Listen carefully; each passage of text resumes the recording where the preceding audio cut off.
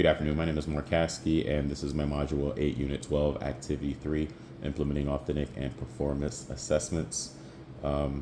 My assessment and activity was based around a platform called Advanced STEM Research Teachers, ASRT, which is a program that is geared toward giving teachers tools and resources and knowledge in creating not just science fair projects, but creating a well-rounded system that allows them to have tools beyond just doing basic science fair goals, like doing a resume, a CV, being able to find somebody in the area of study of their research to potentially get a mentor position with the help of myself, of course, to get the interest in STEM beyond the classroom, i.e. just my biology classroom.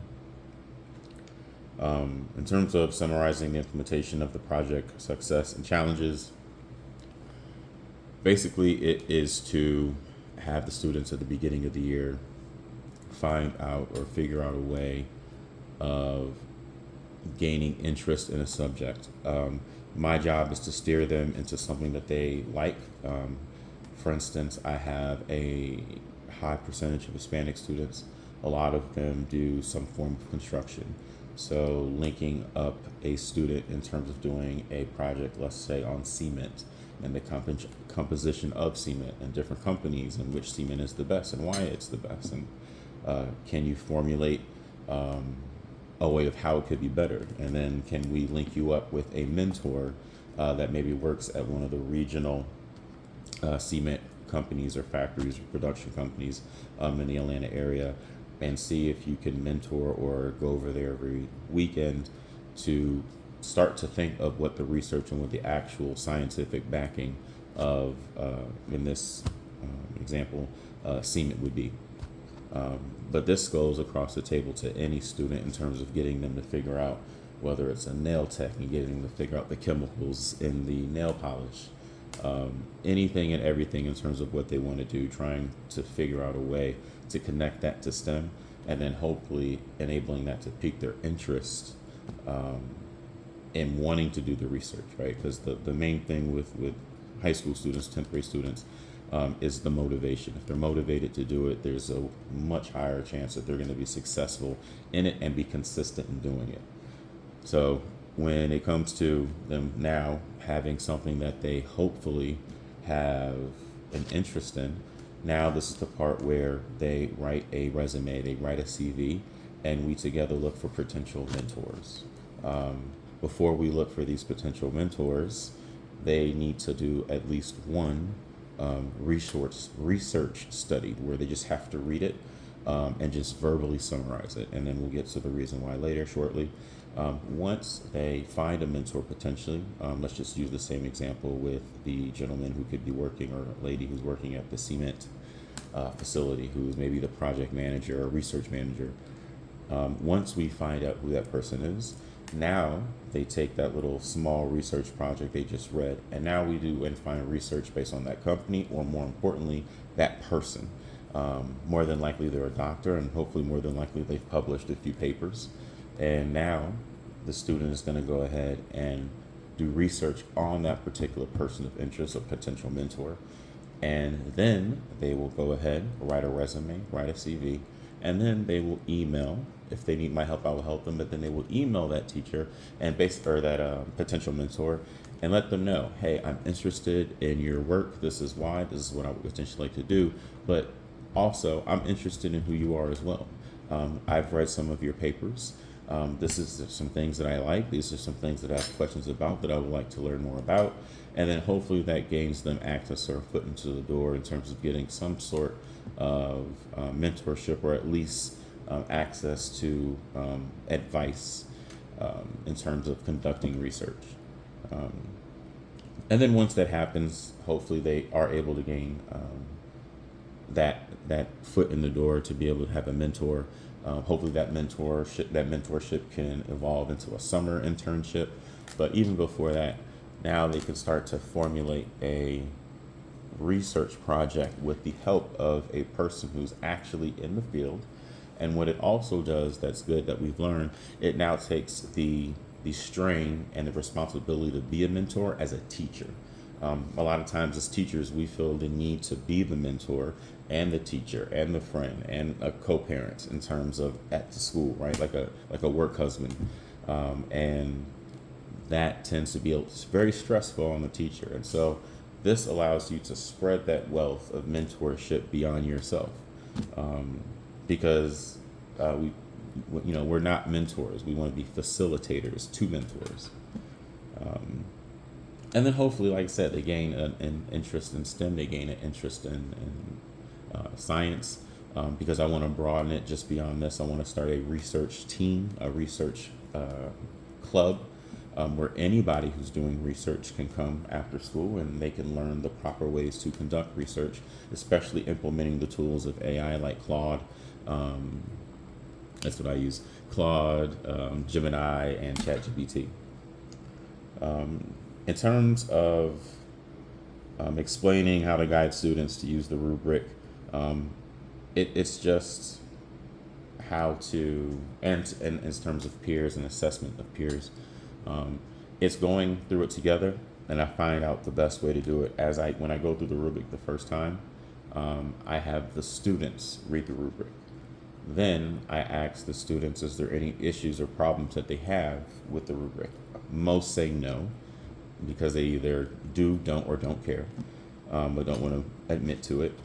So then after that, I go through the rubric. I give an example of what it looks like to have a top tier rubric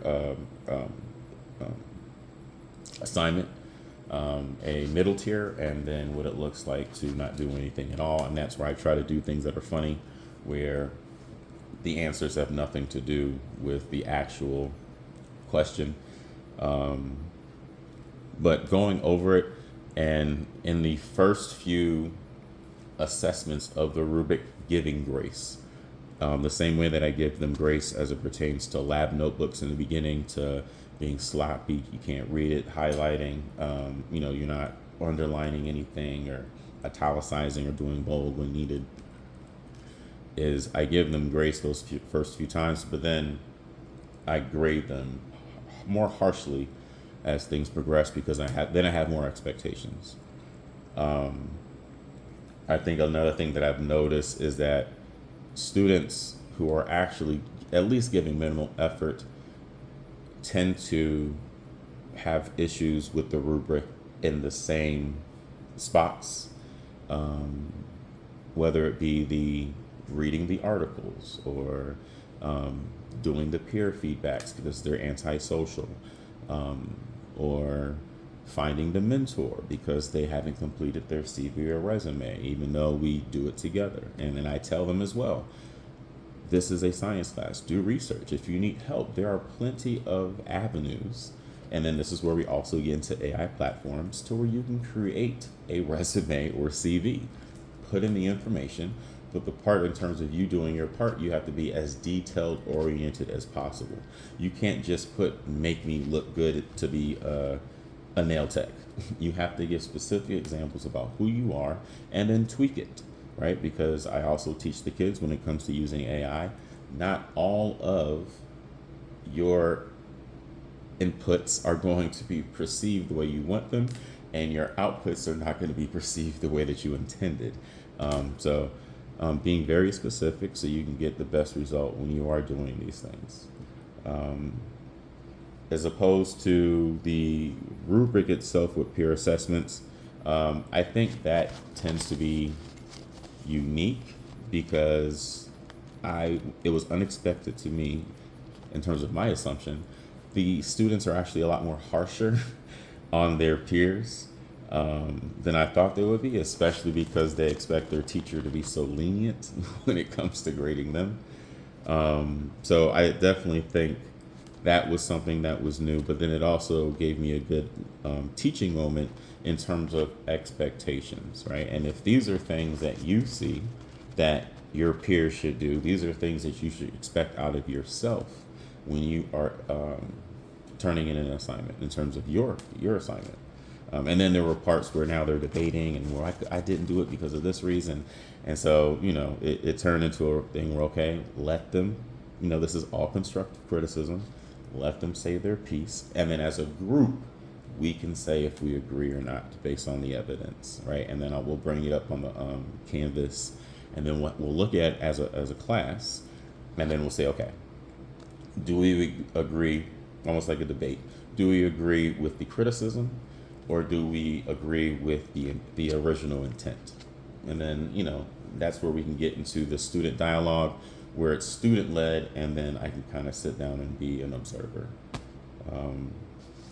When it comes to analyzing the students' achievement and identities and identifying students, I think all the students had growth who at least had some sort of interest. Now, I will admit I did have one or two students that did not show interest, but these are also students that did not show up a lot or would sleep, which is not an excuse. But, I just think that their heads were elsewhere because, these students also have things going on outside of school that can mentally take a priority other than being, focused mentally on the task at hand. So I don't fault them for that. That's where I try to find social avenues to try to at least get them to do something else that they like. I try to say, okay, well, you can just do anything. If you want to be an athlete, a rapper, if you want to be, I'm trying to think that's something that's not STEM, even though I can. I don't know, a gardener, anything. Just do something. But being able to track the growth, I think, was easy because kids like having moments of achievement. And going from not having a CV or resume and now having a CV or resume and feeling and knowing that they can make one, I've seen students now feel more empowered to want to be entrepreneurs now, want to apply for a job. Hey, Mr. Caskey, I'm going to use my resume to apply for my first job at Walmart or Target or wherever it is. And I'll tell them, well, you got to tweak it. You can't, your resume has to be catered toward the job that you want. And so that's another teaching tool that they now learn. And so I say, well, now go back and do the exact same thing, but make it catered toward what the position that you want and what that might entail. Well, I'm good at this, I'm good at that. And put it in the Claude or the Chat GPT and have it give you a resume that's going to make you a good candidate based on that particular job. Bring it back to me. I can look at it and review it. And so these are different things that I can see. Like I said, it goes beyond just being a biology teacher, and it goes just beyond learning biology. These are things that are outside, but these are also tools that they can use when it comes to studying, when it comes to completing assignments that I have in class, when it comes to now buying in to my teaching style when I'm actually doing my PowerPoints in terms of them wanting to participate in class. And then when it comes to the effectiveness of the rubric I design, potential revisions for future designs, I think I would just make it, this is going to sound oxymoronic, but I would make it more detailed oriented, but less wordy. I made it more detailed to the way that I would understand it or read it, not understanding that the kids just need something basic in terms of this is what I want you to do. And I think as opposed to making it so detailed, I'm just going to give examples of each bullet point of what I'm expecting, right? So when it comes to reading a research paper, and I'm going to give 3 examples. I would give 3 URL copy and paste to where they can see examples of what I'm talking about. Maybe do a parentheses, i.e., here are some websites that you could potentially go on where you could find these type of articles. So I would make it more of a guiding tool rubric versus a rubric with details on how to get a perfect score, which is more so what I did. I think, and now thinking about it out loud, I would kind of copy the Moreland University rubric where I have that, advanced or outstanding, proficient, and beginner, developing, or needs work. I think I would have different tiers and actually have those labeled out differently versus just having the one that I had. That way, like I just said, it's more detailed oriented, but it's still more simple in terms of what each student can do and what each student would want to expect. Right? You have some students who want that A.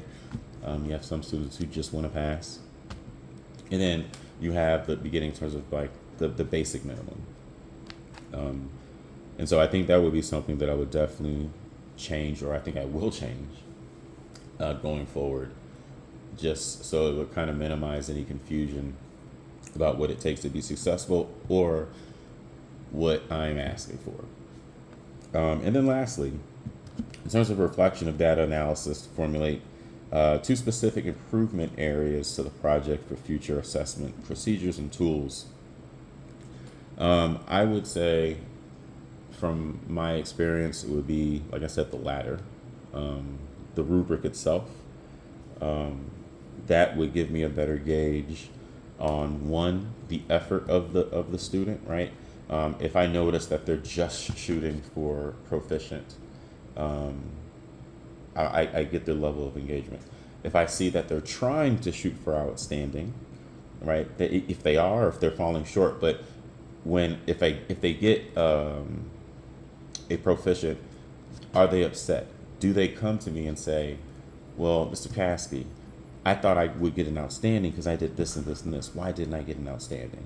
Right? So here's another teachable moment where I can say, okay, well, I see why you said that. This is what I was looking for. If you want, you can go back and change it, and I'll go ahead and regrade it the same way that you guys do now, right? And then I can, for kids who don't show up, who get upset that they got a failing grade, because I normally change their grades at the end if they do extra credit work, but in the moment, if they get a 40 or 50 and they're upset that they got that grade, now we can go to the rubric. Well, this is what just basic is, right? You didn't fulfill the basic needs. So unless you fulfill the basic needs, here are 2 other tiers of work that you could do that's even higher than this. But if you can't do this basic level of work that's already listed here for you, then you don't deserve that. And then on top of that, it's graded into number score as well. And then I think I would probably tier that so they know how many points is beginning, how many points is proficient, how many points is outstanding.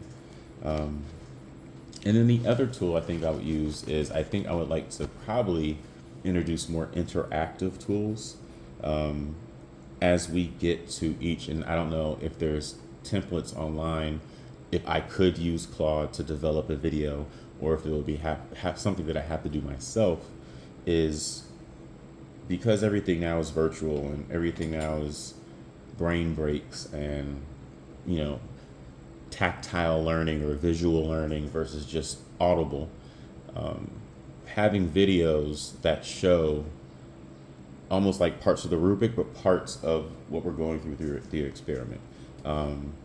Here's a video on how to email a mentor. Another option in terms of the emails, they can also call and say, hey, can I speak to so-and-so? How to properly speak when introducing yourself to a potential mentor.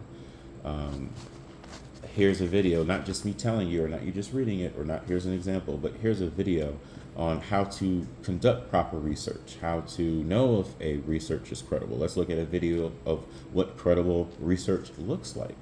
Let's look at a video on what non-credible research looks like. Why is it important? Going to a video on citations, even though that's not something that I stress.